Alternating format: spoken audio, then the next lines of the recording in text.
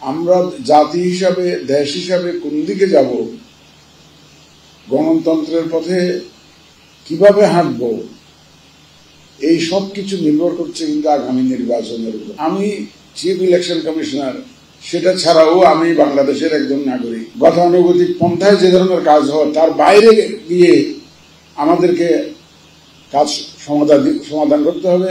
যে কোনো নির্বাচনে, বিশেষ করে এই নির্বাচনে আনসার ও গ্রাম প্রতিরক্ষা বাহিনীর যে ভূমিকা হবে, এটাই হবে বিশাল এক ভূমিকা থাকবে তাদের।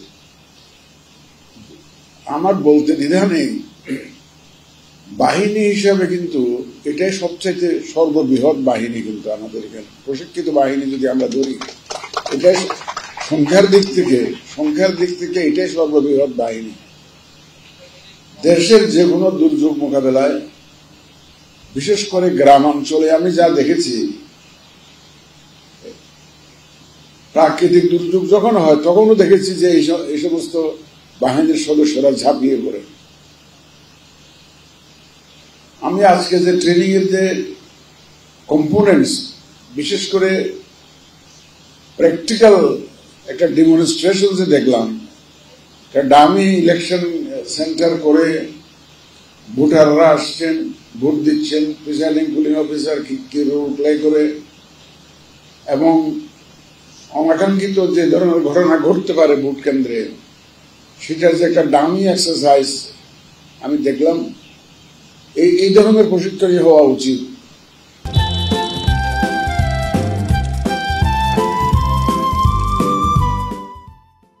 এবং আমি আরো আনন্দিত যে 74টা কেন্দ্রে, সারা দেশে 74টা কেন্দ্রে এই আজকে একটা ব্যাচের প্রশিক্ষণ শেষ হচ্ছে একসাথে।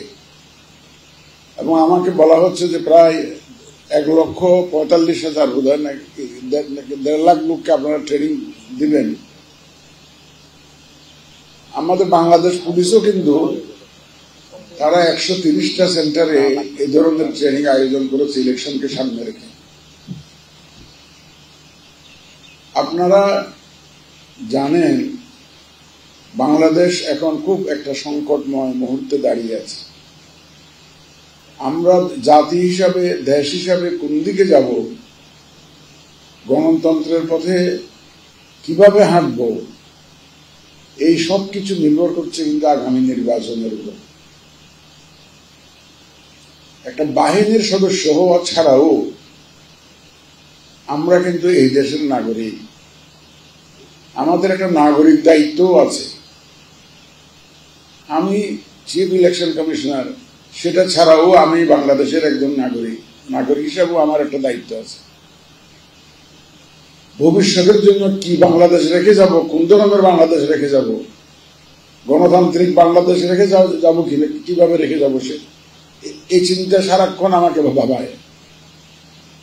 এটাকে একটা রুটিন দায়িত্ব হিসাবে আমরা নেইনি। আমি ব্যক্তিগতভাবে এটাকে রুটিন দায়িত্ব হিসাবে নেইনি, চাকরি হিসাবে নেইনি। এটা একটা আমি মিশন হিসাবে নিয়েছি, চ্যালেঞ্জ হিসাবে নিয়েছি। আমি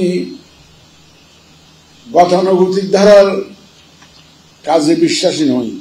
বিশেষ করে এই ধরনের সংকটময় মুহূর্তে, এটা ক্রিটিক্যাল অবস্থায় দেশ যখন রয়েছে, এখানে আমাদেরকে গতানুগতিক ধারায় কাজ করলে হবে না। আউট হয়ে গিয়ে যে সাধারণভাবে গতানুগতিক পন্থায় যে ধরনের কাজ হয় তার বাইরে গিয়ে আমাদেরকে কাজ সমাধান করতে হবে। সেটারই একটা নমুনা হচ্ছে এই জেনারেল সাজ্জাদের এই উদ্যোগটা। আনসার প্রতিরক্ষা বাহিনীর যে উদ্যোগটা, গতানুগতিক দ্বারা যে ধরনের ট্রেনিং হয়, যে ধরনের ভূমিকা থাকে আনসার প্রতিরক্ষা বাহিনীর, তার অনেকটা বাইরে গিয়ে কিন্তু এই উদ্যোগগুলো নেওয়া হয়েছে।